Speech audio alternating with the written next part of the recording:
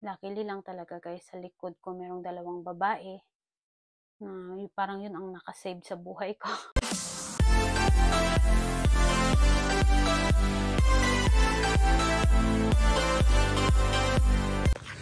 Ay guys, takbo ako, takbo. Yung kasama ko nag-aantay din sa Merhood. Bigla ang lakad to guys. Sana wala pa yung bus.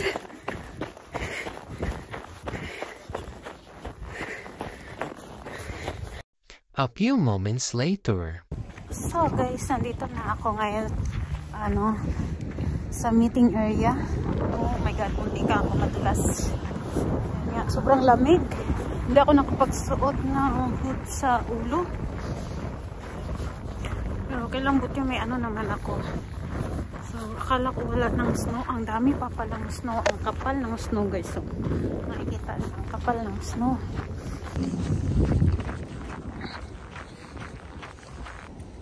Grabe ang taas ng snow. Nag-white na yung grabe. Hindi ako nakatadala ng takip sa Hindi ako nakadala ng takip sa mukha. Namumula na yung ilong ko sa snow ba. Kasama ko si Sexy, si Beautiful Smile. Oh. Ayan na naman tayo sa video. Sobrang lamig. Namumula. Ayun nga, pumunta kami dito guys sa Vietnamese restaurant kasi masarap daw yung noodles nila. Kaya lang, maaga sila nagsara, gawa siguro ng snow, di ko lang sure. At dahil sarado ang Vietnamese restaurant, bumalik na lang kami guys sa mall at doon na lang kami kumain din sa Filipino restaurant. At yun, siya na rin nagbayad ng aming pagkain. Breeze lumpia, sinabawang manok at saka dinakdakan. Isasalita natin yung sisig. Sauce to, di ba? Sisig. Oo.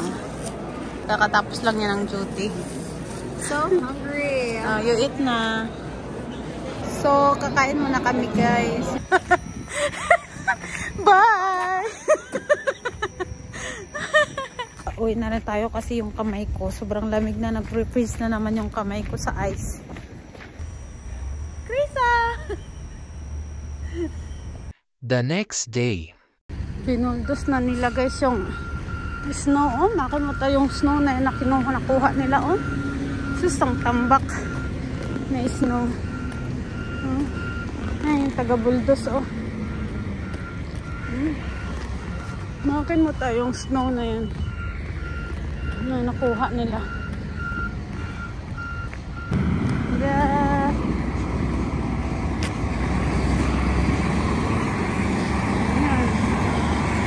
Tambak na snow.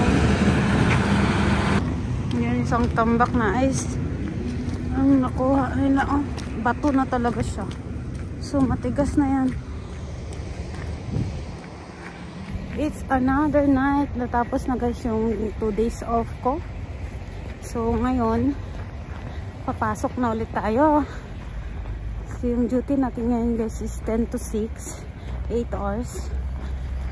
Pero, I mean, wala ng snow. So, hindi tayo mahirapan sa paglakad. Nawala na ulit ng snow. Pero, yung daan, kumbaga nililinis na lang. Wala ng snow. Nililinis na lang yung kalsada. Gawa ng snow na karaang araw. Tingnan mo, ang dami talaga nilang lilinisin pag may snow pala, no? Ayan. Ang dami nilang lilinisin. Nagiging bato na pala to pag tumagal yung snow. Nagiging bato na siya. May mga area na kailangan talaga gamitan ng salt. Tumagal to, magiging na siya. Station kasi siya public at madalas siyang magiging madulas na siya guys. Nadaanan pag tumagal pasahero. So kailangan talagang buldusin siya. Pero dun sa store ko, ang ginagamit lang nila is sand. Kaya pag napansin nyo guys dito sa train station, napakalinis at basa siya kasi nga kakalinis lang yan. Tinanggal nila yung snow, nilagyan muna nila ng salt tsaka nilinisan. So, hindi na siya ganun ka ano yung madulas. Ano yung train, parating na.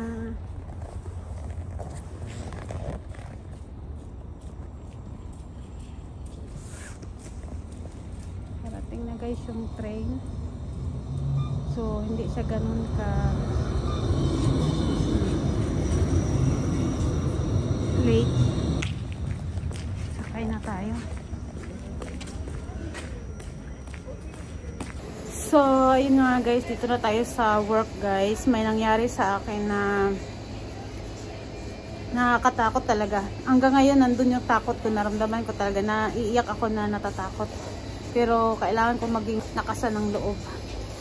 Taglit lang guys ha. Si my workmate, my pretty workmate. She's working student but she's studying while waiting our time.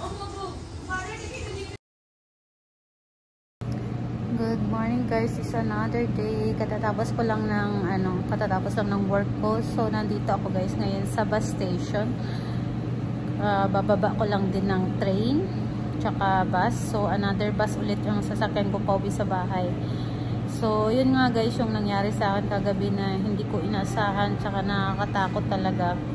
Masasabi ko talaga yung night shift is hindi talaga safe. Kasi may mga nangyayari talaga lalong-lalo na may mga homeless guys tsaka mga addict. Katulad kagabi sa nangyari sa akin na hindi ko, grabe talaga. Kasi yung lalaki na yun guys kagabi, ano yan siya, nagkaway-kaway siya sa labas ng salamin ng train habang nakahinto yung train. Nagantay ako na umalis na yung train. Tapos bigla may kumatok sa bintana. Tapos nagkaway-kaway. Siyempre konti pa lang yung pasahero sa train. Tapos sabi to nung isang Indian na sa tapat ko.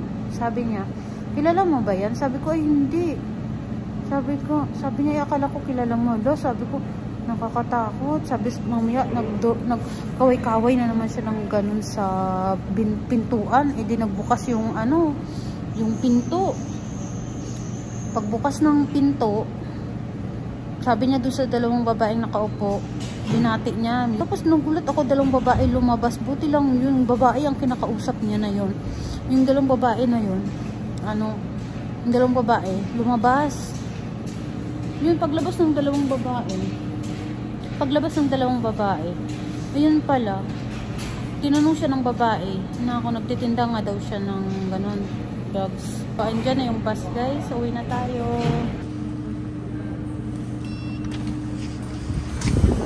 Agad yung bus. Ay nako, kain na tayo ng bus. Ang lamig pa naman.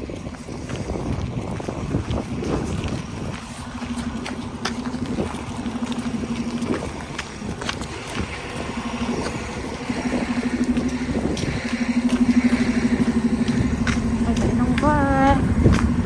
A few moments later. So ito na ngayon guys yung kalsada. Nag-ice, binuldos nila yung, tanggal nila yung mga tigas na bato para hindi madulas yung tao pag naglakad. So ayan na siya guys yung kalsada ngayon. Tingnan nyo yung sapatos ko, kakamadali. Hindi ko pa napalitan siya ng pang winter na shoes. Nakamadali kasi hinahabol namin yung bus. So pag naiwanan ako ng bus, layo-layo na naman yung lalakarin ko. Tsaka ayoko maglakad kasi nga malamig. So namali ako ng palit ng shoes. So yun na nga guys, nandito na ako ngayon sa bahay. Medyo na-stress ako dun sa nangyari kagabi. So tatawagan ko mamaya si kuya. Magtanong ako kung saan makakabili ng spray for my safety. Nakakatakot talaga kagabi. So hanggang dito na lang guys yung vlog ko at ako'y mag-ready, kakain dahil gutom na ako. This baby. Who's this, Chay Chay? Give me 5 to ate. This is hello na naman kay ate. Give me 5. Give me 5. Give me 5. Give me 5 to ate. Come. Give me 5. Asus. Naghiga-higa na naman yan. Ay, give me 5. Stand up. What's this, Chuchay? What's this? Oh my God, ate. What's this? What's this, ate? What's that? So, ito yung grilled chicken na dala-dala ko para kay Chuchay. So, bigyan natin si Kukay ng chicken. My God. Chicken, chicken. Chay, oh. Chay, oh. Chay. Dali. Come. Mm. Come. Mm. Come na. Mm. Himay-himayin natin guys at ibigay kay Chuchay yung kanyang chicken. Oh. Mm. Mm.